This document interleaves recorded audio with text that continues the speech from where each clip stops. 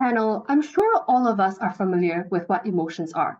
Emotions enrich everyone's life experience. They make our life experience more interesting because they enable us to react to situations around us. But we think that extreme emotions are then the tipping point in this debate. What are extreme emotions? They are amplifications of normal emotions like happiness and anger. They are literally a sudden huge tsunami of dopamine. They are the extreme end of the spectrum of feeling a particular emotion. This results in unpredictable, undesirable impacts on behavior. For example, the feeling of severe sadness or grief often overwhelms one's mind. It may lead to personality changes, becoming cold and less open to external interactions with family or friends or even society in general, or even boiling rage. This might result in acts of going crazy when one loses their mind. For example, destroying furniture, shouting at people who you wouldn't shout at, for example, loved ones. I'd like to point out that emotions themselves are biological reflexes beyond our own control. They are capable of controlling and influencing our behavior, our thoughts, and our perspectives about different matters. Extreme emotions overwhelm the brain in the moment. This is why we strongly support the motion. Now, another question before we move on into the positive material of our case. What exactly makes a meaningful life? We think that a meaningful life is when one is actually able to be in control and be accountable for their actions. They are able to think logically and be held accountable for whatever they do, for whatever they say. This is what separates us from normal animals you see every day. The ability to rationally realize that we are living entities and we are able to make our own decisions. We are able to make our decisions based on clear judgment. This makes us human. A meaningful life looks like when we live with little to no regrets. This looks like avoiding mistakes that could have been prevented or mistakes that are made due to shameful reasons. So we accept normal emotions because we do conceive that they contribute to our lives, as I stated in my introduction. But the difference is it's much less likely that we become irrational, that we become overwhelmed in our brains and overly agitated due to these emotions. We think this is much likely to happen when we experience extreme emotions. Now, moving on to our positive material. First substantive for today, we think that extreme emotions make all of us overly vulnerable. Extreme emotions cannot be controlled unless one really strongly suppresses themselves, which is unhealthy in the long term. There are natural biological reactions that are strong enough to overwhelm all logical thinking, situational awareness, and even block out pre-existing feelings about the situation and others around you. This is similar to when one gets heavily drunk. So this is an analogy. When there are higher risks of committing violence, for example, because one's brain has been knocked out by the alcohol and you cannot think straight in this situation. This already makes us vulnerable because we cannot control what we do in the heat of the moment. There's a lack of accountability here. There's a lack of personal agency because we cannot be held accountable for our actions, for what we think in that moment. So moving on to my first tier, I have two tiers in the substantive. The first being these extreme emotions make the situation much more dangerous. People who feel extreme emotions put two different stakeholders at risk. First, themselves, and second, the people around them. Firstly, for themselves. When one becomes irrational, one is not in the right state of mind to make decisions. The decisions they make are not informed because they don't think through the consequences. They don't actively think, what are the consequences of what actions I perform next, what things I say next to this person, because these extreme emotions cloud their judgment. For example, when you're falling madly in love, one is much more likely to make impractical sacrifices, either before or in a relationship. This looks like being compelled to spend huge amounts of money on your partner at once, like buying expensive objects, buying expensive gifts for their partner because they believe that they are madly in love because of the strong sensation that they feel. We think this is very unhealthy in the long run for themselves because these decisions are not informed. And secondly, about the people around you. When you're unable to think straight because your brain is essentially high, it becomes much more likely that you are more easily provoked. You are vulnerable to further provocations to your own emotions because this is the point at which you are the most sensitive to whatever happens around you. This is what affects you as when you're feeling extreme emotions in the first place. This is what is different This is what makes extreme emotions different from normal emotions. Any word, sentence, or action can push one over the edge. For example, during an argument, these arguments can escalate really quickly in the status quo because of maybe intense rage at least one party could be feeling. At this point, you are reacting based on instinct. You're not exactly a human anymore, insofar as you're not able to rationally take in whatever is happening around you, take in whatever you are feeling and whatever you are thinking in that moment. You can already pose a threat, pose a harm to others. For example, you're capable of verbal abuse, insulting people with undesirable language, like bad language, and even physical abuse, which has been seen before in previous cases of, for example, domestic violence, because people feel extreme sorts of rage towards their partners. And this is, of course, undesirable because it poses a great threat to other people. Now, moving on to my second tier, where people become susceptible to even more exploitation and external influences. As I've mentioned before, extreme emotions put us at the bottom of the pit. There's no way to behave logically. You cannot protect yourselves wisely due to the override of your brain, the inability to register what is happening around you. This makes it very vulnerable for you to be exposed to foreign exploitation and foreign influences. This looks like, for example, in a relationship, because you are falling madly in love with someone, you are then compelled to listen to whatever this person says, whatever this person wants. For example, if this person tells you, "Oh, I want a Ferrari," you are more compelled to be able to make yourself worthy to this person by buying more expensive gifts that may not be a Ferrari, but like expensive all the same. These are what we think are very harmful to not only that person, but the person's future experiences in society, because whatever that person feels will be carried out in future experiences of extreme emotions. Why are normal emotions better? We think normal emotions are still better because they are able to positively benefit us in the long run. They're positively able to benefit us in the short term as well, but they do not pose a significant threat to ourselves and our loved ones. For all that I've said, very proud to stand on side opposition. Thank you. Strong opposition. Fear, anger, and extreme sadness are the one things that fuel our bravery and hunger to change the world. Let's start with an easy principle layer. We have every right to have feelings we have.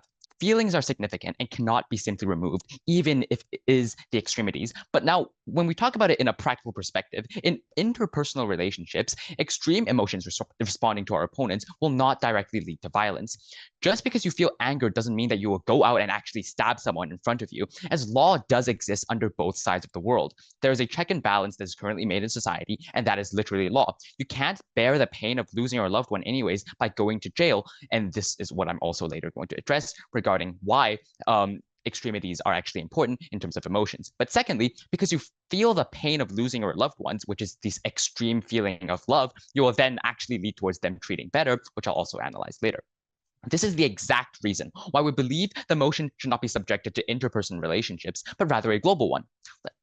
Different people have different forms of emotions. I think let's bring the case up as to why extreme emotions actually cause like many beneficial factors, such as social change. Now, first of all, why is discrimination and crime not driven by extreme anger as a preemption to our opponents? One, a lot of criminals did crime purely based on benefits and returns. But secondly, in terms of discrimination, this issue has dated centuries ago, and it only starts with curiosity and unfamiliarity, but now has become daily and subconscious thoughts that would actually happen without bringing any form of emotions. But I think secondly, in many cases, stereotypes are enforced by perceived rationality to believe that some are only deserving of lower social status to boost capitalistic development or to in turn earn money. For example, in the past, slaves are sold. But I think thirdly, war also are rationally driven for continental benefits, such as the individual governments that actually want to take influence or to want to take the part of land that will potentially lead towards them making decisions that would eventually lead towards war.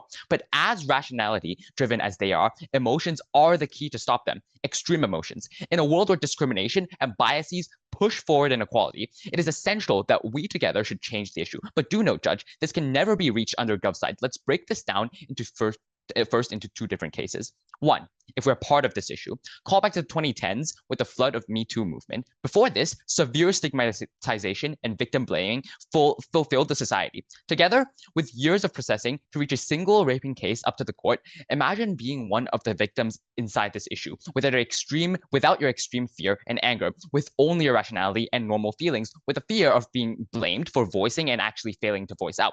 Why would you then start the movement, right? At the end of the day, the resources and challenges that you would face is endless. And with mere calculation or rationality calculations, we wouldn't have done it, as we did know. Starting a social movement is a disadvantage by nature, but we did. Driven by fear and anger, we joined together through unity. And 10 years from now, we're now putting this on the table, tearing away the blame, and bringing the issue right into the court. Secondly, if you're not part of this discrimination, think of Gaza, where war is happening every single day, but we are never part of it, are we? Based on calculations, the bomb wouldn't land on us, and nor is the pain on these people in Gaza currently suffering are going to actually land on us, right? Engaging in government's world, we have no incentive to care nor to even voice out for them. But with the feeling, the sympathy, the sadness when seeing a baby's cry brought us to by a harmed war journalist listening to her cry about why these people, what these people have been going through. If not that strong emotions of sympathy that is going to drive us, we wouldn't even voice out. We wouldn't have cared. We would have stood and just simply looked, maybe just eating breakfast. Maybe there wouldn't even be war journalists, as the majority of them are literally inspired by strong empathy to risk their life to actually dedicate into exposing the suffering of others. I think then let's take a look at the figurehead that we have. Taylor Swift, for example, was newly declared as a billionaire.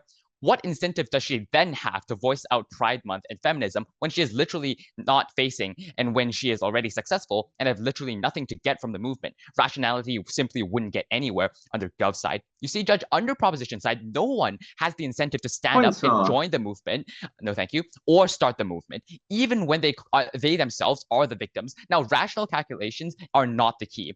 Rational weighing is ineffective because social movements, as I've already said, are quite disadvantageous. For example, in BLM, Afro-Americans have less rights. In feminists, many women are actually the victims, the vulnerable ones. In colonialism, the ones harmed are the suppressed, the ones without power. But if these traits are analyzed by rationality, maybe reforms for the better will then never happen. One of our most basic impacts is to preserve the fundamental right of emotion. Only through extreme emotion can family and friends strongly bond and support each other.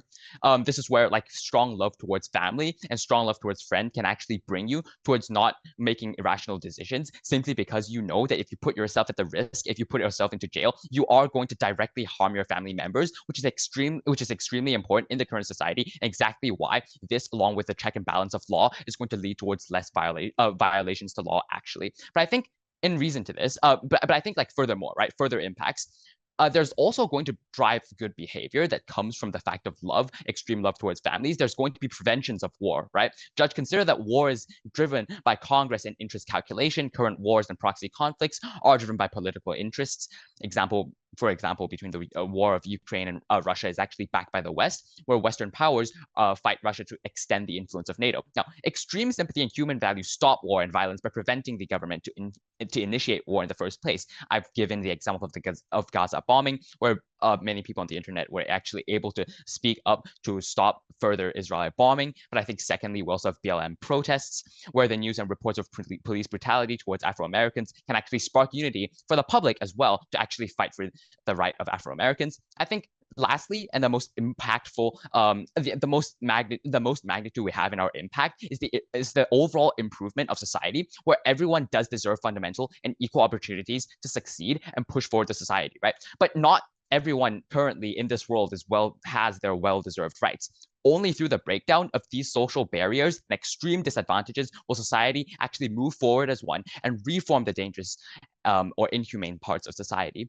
Never prouder to oppose. Thank you. At the point at which side opposition tries to misconstrue intense outbursts of extreme emotion as a net benefit for society, we think that is the point at which they fail to understand the burden on their side of the house. My first speaker has already told you how on our side of the house we have people lead more fulfilling lives due to the negation of any regrets that they accumulate over their lives as a result of one-time actions that acted upon on impermanent emotion. Now, at the point at which they try to claim that the only way you're able to get social progress is through intense outbursts of emotion, we see that to some extent, they are not wrong, right? We see that yes, intense emotion can be a catalyst for action, but we see that in most cases, as with, for instance, Ukraine and Russia, these emotions are impermanent. Now, I will engage with this notion of a more long-lasting form of extreme rage, like as a form of like social progress, more in my argumentation. But I like to first point out that the main reason why social changes happen in the first place is not because of singular isolated events. Rather, it is the build-up of several decades, of several years of just aggression and microaggression that builds up over time and engages the public to think more critically about these actions. At the point at which they try to claim that most things that they consider, for example, extreme emotion, like for example, crime, are committed under under like for example, very cold and critical analysis of a given situation. We see that at best, this is a parallel on both sides of the house. You see that on both sides of the house, you're still going to get extremely critical and practical criminals. However, they face the unique harm of having people act out in times of passion, something that leaves them with regret for the rest of their lives, something that they are not able to rationally overcome the heat of the moment due to intense emotion that they are not able to amend for the rest of their lives. Now, back to this point about social change, right? See that the point at which they try to claim that it is in fact only one-time outbursts of like intense emotion, that we see that this is entirely not the case, right? The reason why most people become alienated towards the Israeli-Gaza conflict is not because of, for instance, a like lack of care due to a lack of intense rage over the matter, right? We see that it's precisely because of that intense rage in the future that makes people justify in their own ignorance of the current situation. Because the way that emotions work is that once you act upon them, you no longer feel it, right? As my first speaker has already stated, they are a Go on. neurological and a very innate and primal reflex against a certain situation that enrages us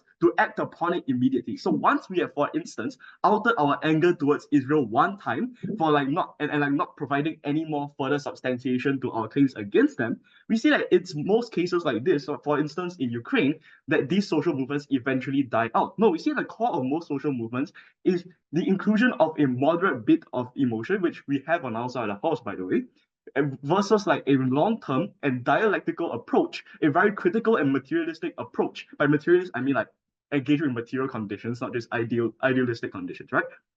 It is dialectical materialism and critical thought that makes these social movements exist in the first place and in the long term on our side of the house. Therefore, the harms they bring to their side of the table exist on their side as well. And also, they also have the unique harm of these social movements being short-lived because people become complacent in themselves for acting out once over an intense fit of emotion. Now, onto my substantive material. I'm going to tell you two things today. First of all, that it is with a world without intense emotion that people feel existential justification. Now, what is the mechanism behind it? Right? See that there's like two layers that I want to get into today.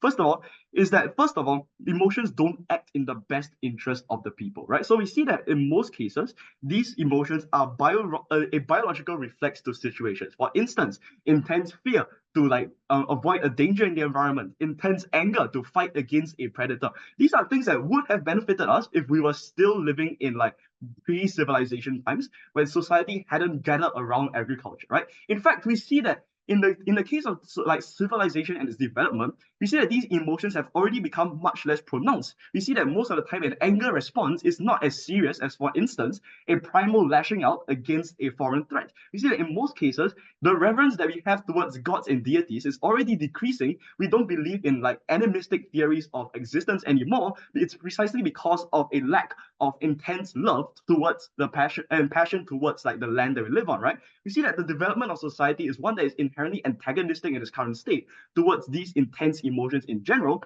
Therefore, it is within most persons' best interest to do away with it altogether. A world in which there are no intense emotions is not a world in which you can grieve a loss that never happened.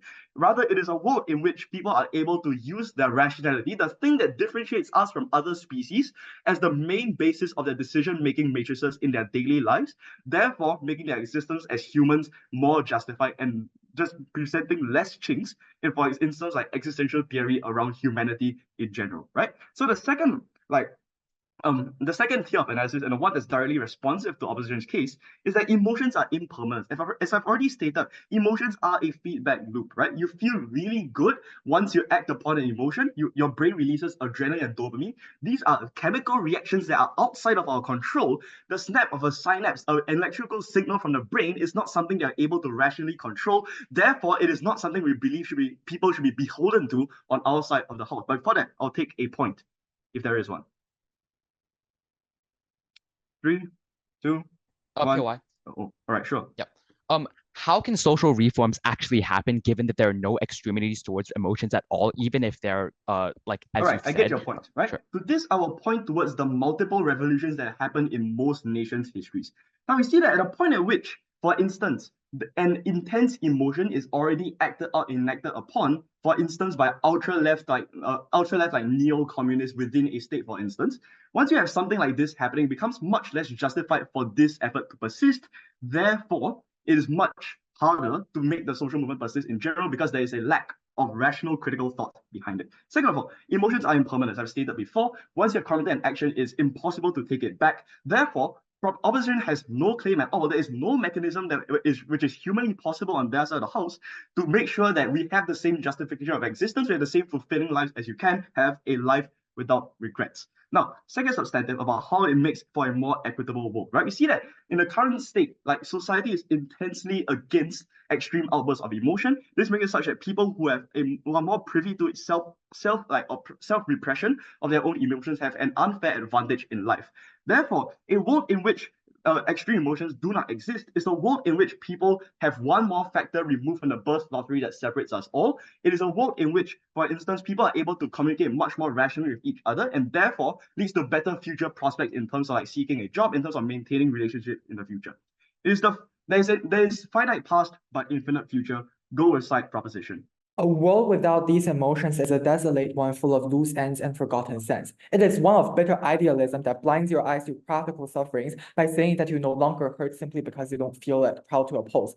Two things at the very top. First, I would like to challenge a very characterization of saying that meaningful life is one of being in control and being accountable. I think it feels an incredibly narrow and subjective definition of what meaning of life is. I can look back at my crazy love and think of it as a valuable experience in life. I think all government simply cannot get away by characterizing the absence of extreme emotions is a solution to emotion that values the value of these emotions. I think that means the framing of this debate is crucial, right? Shouldn't focus simply on the difference in terms of individual level, because I think they kind of mentioned it, because individual mindset incentive is complex and different. It is at best parallel, because there's also impulse and calculation. I think that's why you should land on societal aspects. But second, I think absence of emotion doesn't mean the absence of tangible events and harm cling to it. It looks like the loss of family members, violence, physical harm, so anything undesirable. I think it's fair for government to say that you don't get emotions out of it, but I think it's the largest extent that they can do. This characterization is important because it means that you are not exempted from the tangible harms, i.e. physical harms from domestic violence anyways. You're still going to live along after the loss of your friend. I think even if you don't feel intense emotions, it doesn't mean you're essentially emotionless. And on the bottom level, I think it still factors in your life. Onto the first thing then, why do we win on the social level and take out injustice on the social level? What are the emotions that we are essentially talking about when we're talking about the societal case? I think exactly it looks like things like immense anger, dire compassion, dissatisfaction against injustice, violation against the nature of humanity that echoes with us on a visceral level. I think it's very wrong for government to really characterize it as a simple outburst of emotion, because I think usually these are also results of accumulation of these strong emotions over time. I think the essential difference and the delta here is if it's an accumulation of like so-called mild emotions or these strong emotions. I think it's fair for you to say that you're still going to accumulate like mild emotions on a comparative. I think it's very hard for you to actually start real changes. Pluck up the courage and points and chat, and pluck up the courage to actually start a social movement in its very least, right? Several reasons. First, why isn't rationality, that so-called critical and dialectical materialism, going to work in government?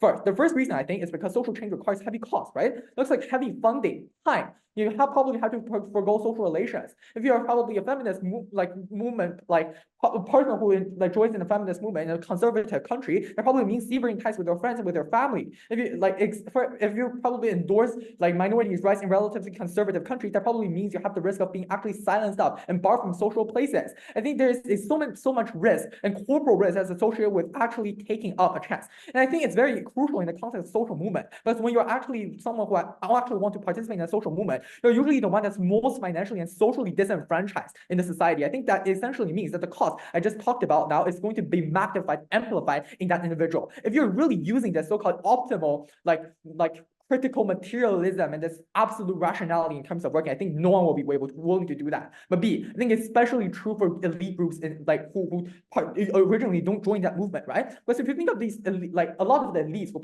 eventually participate in these social movements, originally they have no relations of interest or direct relations with the movement whatsoever. I think the very reason why you probably see the participation of white populations in the Black Lives Matter movement is all because they actually care, they actually feel compassion, they actually feel anger toward injustices, because they originally do not have ties of value with it whatsoever. But then, onto the argument of so-called complacency with one outburst. I think, as I said, it looks like there's also accumulation of these intensive emotions, right? I think they never told you that the so-called moderate emotions whatsoever is going to help actually rise people up from the original state. When you look at the free pastime parades and queer parades, I think essentially these emotions that actually encourage them to join onto the parade in the first place. I think they're right to point out when social change is probably built up by microaggression accumulating. But I think it's the motion that essentially sensitize people to rise up. But then they're going to thirdly, they said that the movements are eventually going to fail without rationality in that answer to Hang's POI. I think, do you notice the world is not a binary choice between the two? You are still going to have rationality in our world. We are only debating on the exclusion of intense emotions. And probably the intense emotion that actually sensitizes you to rise up and actually start the movement. But that doesn't necessarily mean you have to be you have to be outraged all the time without considering everything, right? When for example, there's a coup or revolution, I think it essentially exists because you have the initial passion, you have the initial courage to start the social movement, but you're also smart in the sense that you don't just lose your mind altogether. I think the very fact that you have intense emotions doesn't mean you have to have intense emotions for all the time. You're simply controlled and manipulated by it. I think it's going to the very extremes. But third, why do we change? I think very easily because we let go of the very practical considerations and the dialectical materialism that essentially blocks the initiation of social movements on their side. It is exactly because you don't want to feel the sense of guilt and regret. You want to actually try your life, try once in your life. It's the essential life, what do you think of you only live once, that actually encourage you to go up. And I think it's also a reason to unite people together, right? Which helps to shape this so-called us versus them narrative. And I think extreme emotion in this sense is good because it develops aversion against people who you don't like.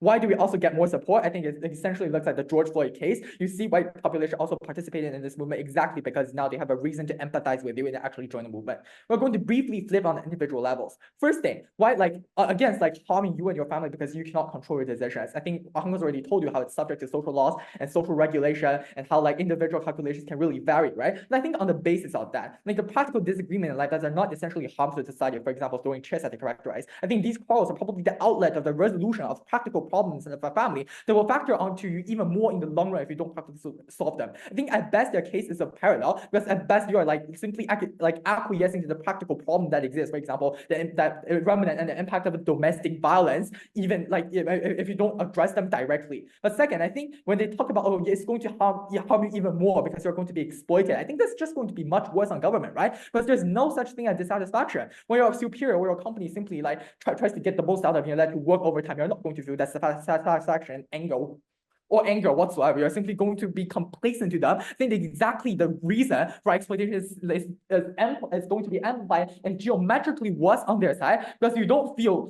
you don't actually know what's good for yourself. As they characterize, emotions are usually biological. I think this is exactly why you're going to feel what's bad for you and let you know it. Why do we do it better? I think simply government cannot kick out the good side of the emotion in the debate, right? You still get happiness, the intrinsically coming comparison. Oftentimes the good moments are what shapes our identity and makes us remember our lives. The comparative here is also the fundamental ties in society, like family, friends, are simply going to disappear because you no longer have this affinity and ties with people. I think eventually the coping mechanism and things like defense mechanism are going to let you develop aversion against the harms that are done to you, let you learn what's best for yourself, even if you experience the bad emotions. I think even if that happens, that's only going to happen once. Never practice that opposition. Panel, if opposition wants your autonomy to be dictated on biological reflexes you cannot control, breeding the laws of self-control, breeding the perpetuation of of unequal opportunities, breathing the egregious scrutiny of relationships, a harmonious and rational society ceases to exist. It's important to note that the harms they bring about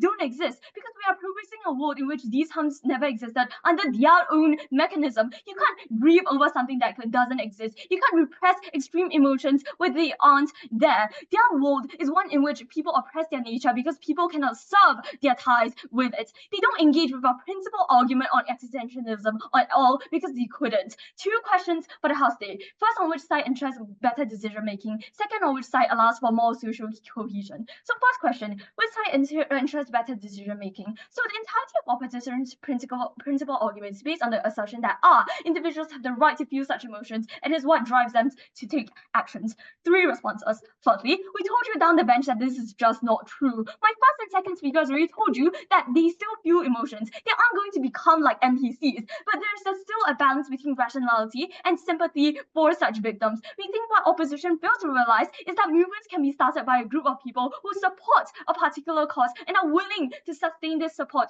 through physical and verbal action. People can join as supporters as long as they too agree to the claims of the movement, understand the rationale behind it, and sustain their support. We do not need to feel extreme rage to speak up against genocide. We just need the logical understanding that genocide is harmful, as well as the dissatisfaction and sadness towards a crime which is a counterfactual on their side of the house. No response. But secondly, even if this were true, we pointed out how we can't control how we feel. We think the harms of intense emotion far outweigh the benefits that they brought on the table. So why are we rational beings be shattered by biological processes which we do not understand or have any control over? Extreme emotions often cloud judgment, leading to impulsive or irrational decisions that individuals later regret later on. On our side, people are more likely to make rational and well-considered choices, which can enhance personal and collective well-being. Furthermore, boiling rage or extreme jealousy escalates conflicts, while a more balanced emotional state promotes peaceful resolutions and cooperation, reducing the potential harm and fostering a more harmonious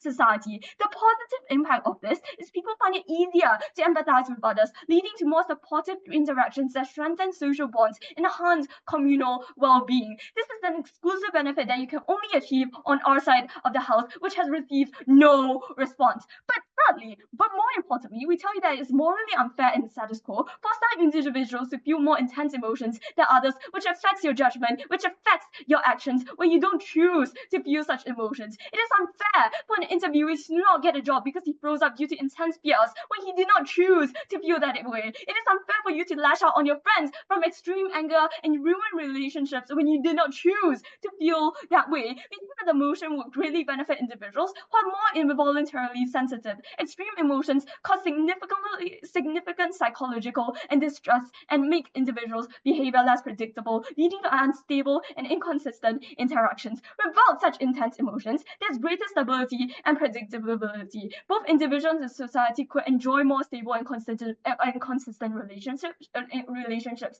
fostering a sense of security and trust among people, which is an exclusive benefit on our side of the house, seeing that they provide no counterfactual on theirs. Before I move on to the crucial comparative in this debate, I'll take a point. Sure. How can the government world sustain social movements with simply mild emotions and huge chunks of rationality when social movements themselves are fundamentally disadvantaged at nature?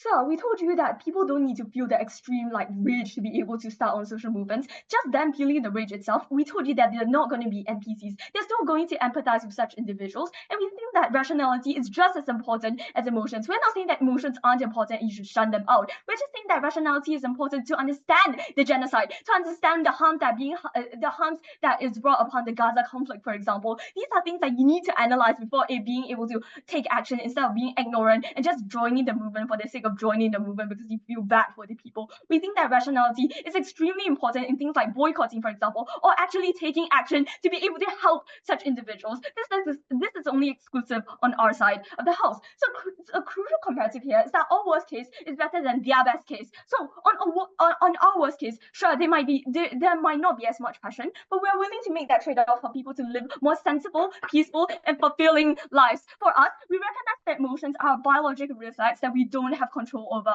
On our side, we are rationally able to think of ourselves as entities because we aren't condoned by said biological reflex. What this looks like is ignoring red flags from your partner because you are so madly in love with them, which is the alternative on the other side of the house that we refuse to continue. So on their best case, which is the status quo, people are able to manipulate others to do bad things and lead a life of regret. It is nightmarish to give in to your emotions and your own thoughts to things you cannot control. Emotions aren't supposed to make our lives better. We are wired to release dopamine and adrenaline. Thus, we feel good about acting on such emotions, which are most likely to be destructive behaviors that should not be upheld. We value rationality over everything else because we recognize that is what differentiates us from other living beings.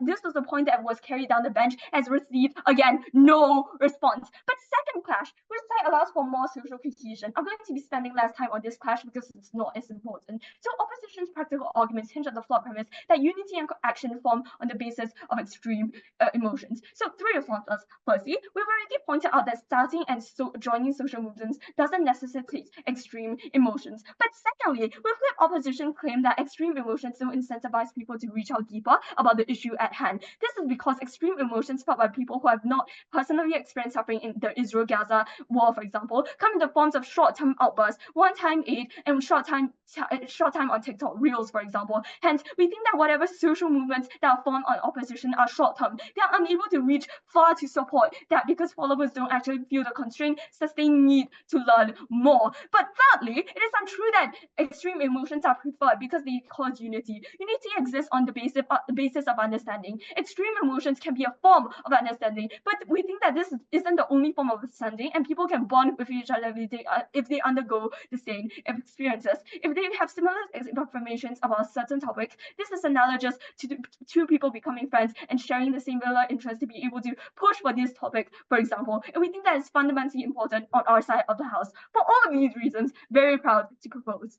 Fools like us, young, scrappy, and hungry, wants to change the world. Okay, I'm gonna bring this case into to respond to all my opponent's idea in this world, and then I'll get, if you layer by layer analysis, why only in our world, why essentially extreme emotions is what at the end of the day bound us together. Okay, my opponent first of all gave us three things throughout this debate. First of all, they say that people will make rational and well-planned choices under their side, so at least you won't make anything that regret, you won't stab your loved one, you won't commit you won't commit like family abuse for your wife, etc., etc. Three things in my case. First of all, why do we think this will be solved under outside? It is because, first of all, under both sides, you'll have social check and balance laws, legislation for you to restrict you from doing this. And third of all, and second of all, even if you don't have this, we think essentially it is because your strong feeling of to your loved one is because how much you love your friends, you love your family, how much you don't want to risk leaving them and being away or hate by them. It's essentially why you, at the end of the day, do not want to hurt them. Second of all, my opponent's this case is so wrong. Why? Because under my opponent's case, he said, "Oh, you will regret so much about hurting your loved one." Well, essentially, they themselves in their first case literally kicked the extreme love outside of this debate and outside of the world. How would this case still work under their side when they don't even have a extreme loved one? And third of all, we feel like at the end of the day, if you listen deeply into their cases, that domestic violence in itself is caused by extreme anger and you will feel very, very good of it. Doesn't it sound to you like a total excuse to all of these people? Information, madam. Oh, is that a POI? Okay, sure. Yeah, yes. What makes us different from other beings if we feel extreme emotions like other beings instead of having rational thinking about such decisions that we make? I'm sorry, pardon? So what makes us different from other creatures? Having that every single how does it make it different from? How does it make us different from other living creatures? Having that other such creatures also feel extreme emotions when we don't have rationality. Okay, so essentially, I don't understand what the pride of being the best of all living creatures come from by being human. Essentially, you yourself committed in your very first place that extreme feelings are part of our biologic feelings, and essentially, we think that's the exact reason. That's the exact reason why we should not and could not take them away from us, as they are what makes us human in the very first place, and they are what pushing our society together. Moving back to my case, doesn't it sound like an excuse for all the one that committed domestic violence? Do you know when you say that, oh, it's fine, he committed domestic violence just because he's too angry, he loved me too much, he's just feeling too sad. Does that actually sound right to you, Judge? Domestic violence doesn't happen because any of the reason. Domestic violence come from an undereducated man, or essentially maybe a woman in some cases, can come from undereducated, thinking that they might be better due to gender inequality, etc., that made them to cast all the feeling. They don't feel like they're doing something correct. They don't feel like they're doing something wrong. This in itself should not be counted as a case. My opponents have been casting an excuse for them, essentially, and we believe that it's only on their outside when we together without extreme feelings rise up together to solve gender inequality and regional and societal inequality can we solve this issue. Okay, now moving on to the societal level. My opponent said two things. One, we only need the basic logic to understand, for example, a genocide, like she said in her web speech. And two, how small feelings are enough. First of all, do note, the reason why we feel extreme anger and extreme sadness is because we have the basic logic and education to understand how bad and how tragic these things are for us human beings. And second of all, do note that basic logic happens under both sides, and my opponents cannot just take it as their own side to say that, oh, we're being rational. So we are the only one at the end of the day who have the basic logic to understand. And two, and furthermore, they said that there's small things of now. How could? Think about the first female that posted her Me Too post, how unsure and doubtful she was, how insecure she was, posting the first and knowing how much victim blaming she will face and knowing how much cancel culture will she be facing. Think about the first word journalist that risked her life into the war zone because she essentially feels so sad and so angered by what the unjust happening to the people, happening to a woman, to the child, to the man that are literally in the country that she does not have contact to.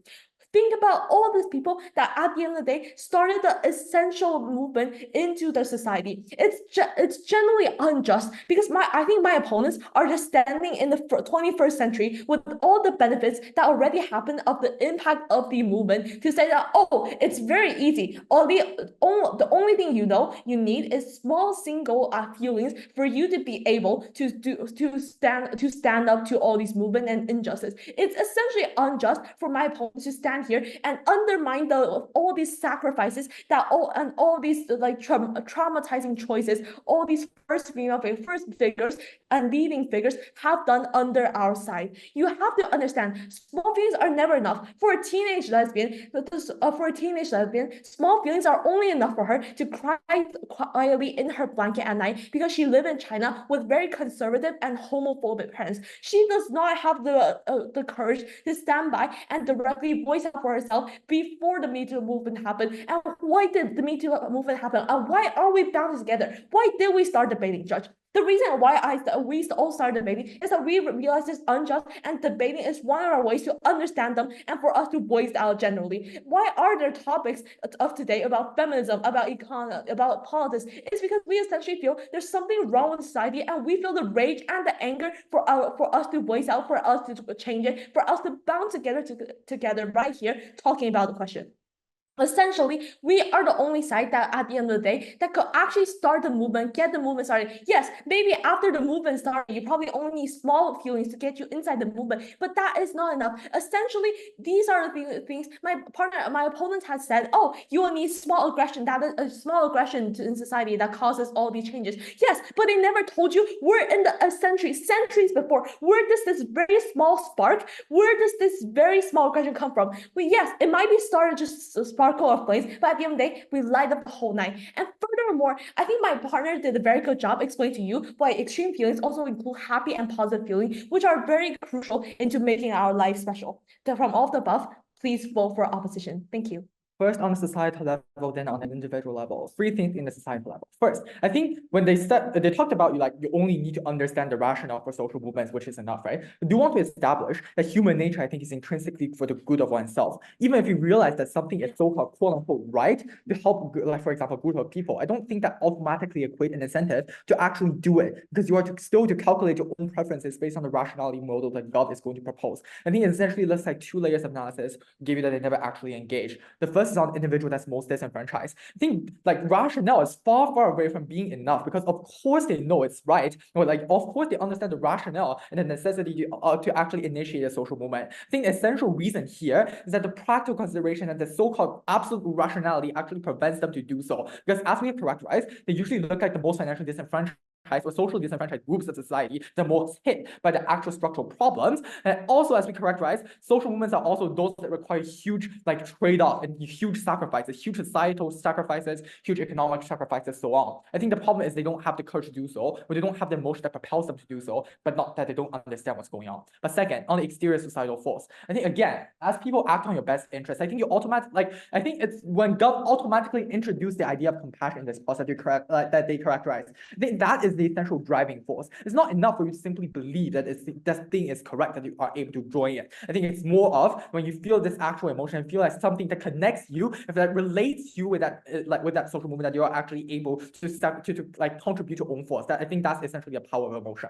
But second, I think the short-term contextualization with strong emotions are false, right? Because they're sure they initiate from outbursts. It doesn't mean they are not a form of consistent propeller of social movement. You're not going to be a couch potato sitting on the sofa scrolling TikTok, saying that you care about minorities, and then say that you don't care about them at the next minute simply because so-called is inconsistent. I think that are not intense emotions, that are simply being pretentious. But third, I think rationality is just, they talk about rationality just as important to understand genocide, right? The important thing here is that sometimes strong emotions are derived directly from rationality, right? Often appears that, for example, when you read about what's going on in Ukraine and Russia, you understand the practical sufferings of the people, and on that ground, you develop the emotions and you genuinely care for them. I think it's important that, again, I think neither of the two essentially crowds out each other. Intense emotions can just as well be backed by the right reasoning. And I think as I've established, right reasoning can still exist even after the social movement is initiated by strong emotions. But I think the important thing here is that strong emotions cannot be lacked in this debate, which is essentially what Gov is taking away.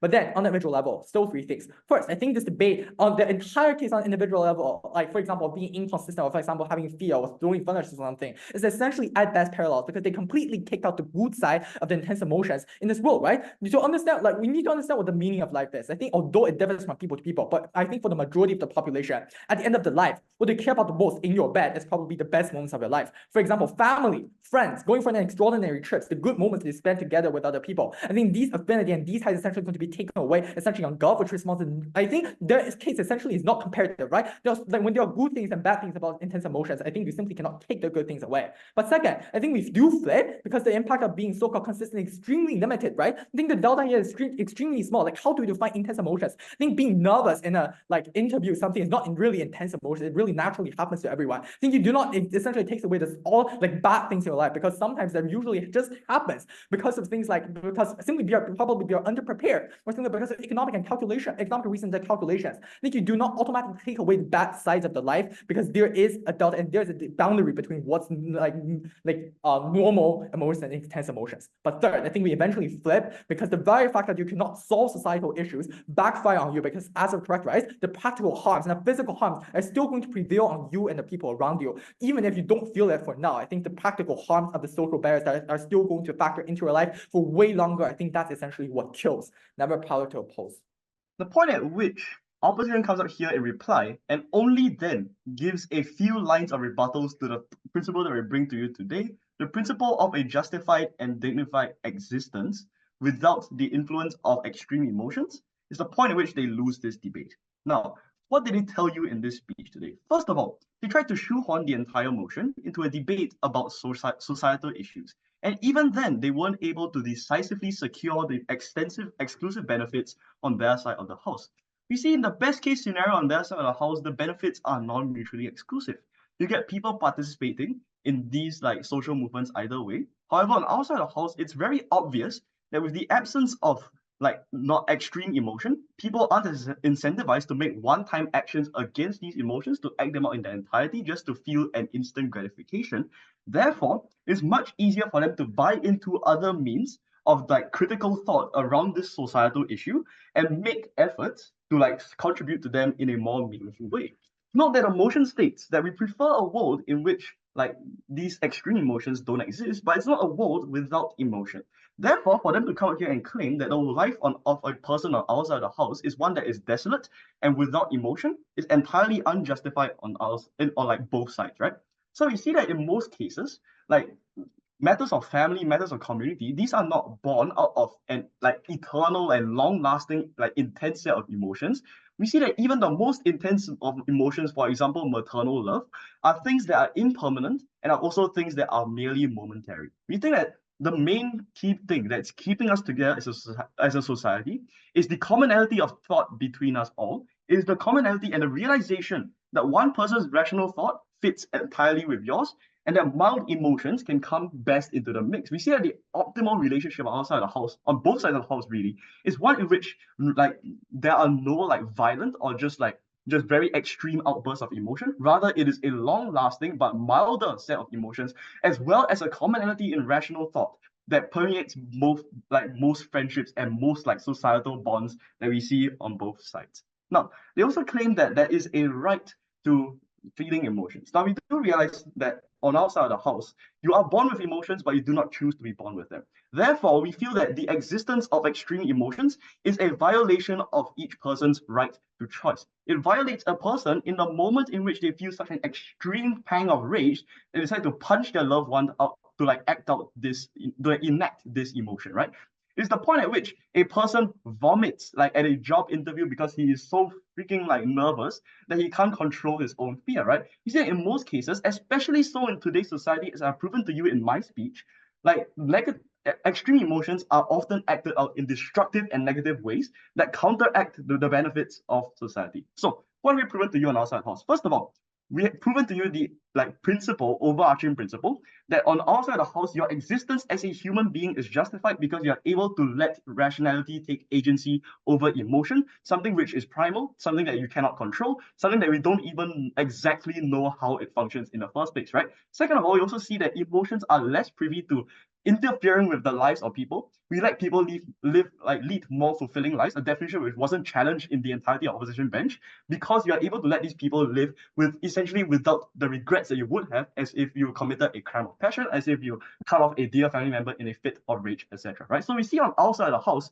it is rather a world of peace and rationality that prevails above all, and that is the world that opposition cannot possibly claim on their side of the house. To the extent to which they only try to shoehorn the benefits of their side into ones of extreme love, I would like to respond to the following quote from like Zizek, the like psychologist. Right? We see that in most cases, the falling in love, it requires a fall. It is a fall from rationality and it's a fall from societal grace that we are not willing to accept on our side of the house. Never been prouder to propose.